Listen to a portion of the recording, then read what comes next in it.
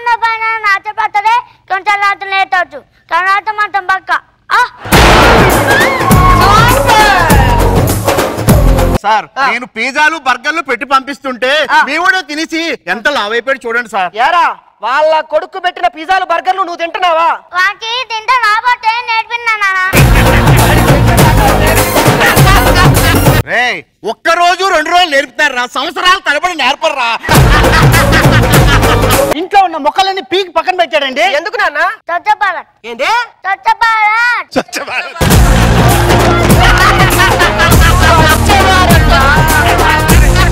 Hello, అందం అంటే నాది, అందానికి అర్థం నేను. హలో, అందానికి పరమార్థం నేను. నా ఈ అందగత్తె గురించి 7 రాజ్యాల రాజులు మాట్లాడుకుంటున్నారు తెలుసా? ఒక రాజుతో మాట్లాడిపియమ్మ. ఎక్కడో లేరు, ఈ నవ్వుల సామ్రాజ్యంలో ఉన్నాడు నా రారాజు.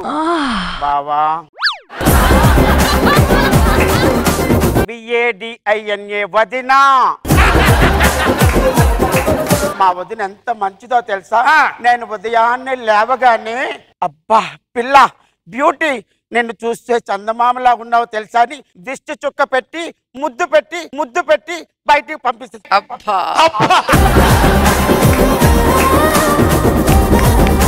ఈ కిలాడిని చూసావా? ప్రపంచమంతా నా అందగత్తె లేదని మిడిచిపడిపోతుంటది. ఈ కిలాడికి బ్యూటీలో 10 టిప్స్ ఇచ్చాను. ఏమే చెప్పవే? అవునవును, ఒక 10 రూపాయలు ఉంటే ఈ తల్లా 1000 rupees do festivals. కొట్టానంటే మొహం పగిలిపోద్ది. ఒక రోజంతా కష్టపడితే వచ్చేది 1000 రూపాయలు. అది పొద్దున్న నువ్వు వేసేస్తే సాయంత్రం దాకా నేను ఏం చేయాలా? 10 నువ్వు ఇంతసేపు అడిగినా కూడా ఒక్కడే లేదు. నా ఫేస్ ఇలా పెట్టగానే ఎందుకన్నా బొచ్చ నిండిపోయింది. ఒరే నిన్ను చూస్తుంటే బిచ్చగా నేను నాకే 10 రూపాయలు ఇవ్వాలనిపిస్తుందిరా. వీరేష్ గారు కూర్చుంటాడు సెకండ్ స్టెప్ దగ్గర. వాడు ఈ మధ్య కాలం కనబట్టలేదు, ఆడిపోయినాడా? వాడు పిల్లలతో గొడవ పడ్డాడు అన్న. అయితే రోజా మేడం కారు ముందు గొడవ పడ్డాడు. ఆవిడ ఊరుకుంటుందా? భార్య భర్తలు 2 కార్లు వేసుకొని తీసుకుపోయింది కథ. ఎక్కడికా? ఏదో ఒక రాగం. మా అమ్మ కంగారు అని చెప్పి చిన్నప్పుడు కంగారు తినేసింది. ఆ కంగారు తినడం వల్ల నేను కంగారులా పుట్టా. నువ్వేం భయపడికే. ఒరే నాన్న,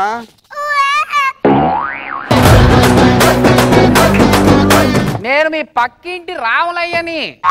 కాస్త కాఫీ ఇస్తే గొంతు దడుపుకుంటా. యాసిడ్ ఇస్తా, కడుపు తడుపుకో, చచ్చురుకుంటావు.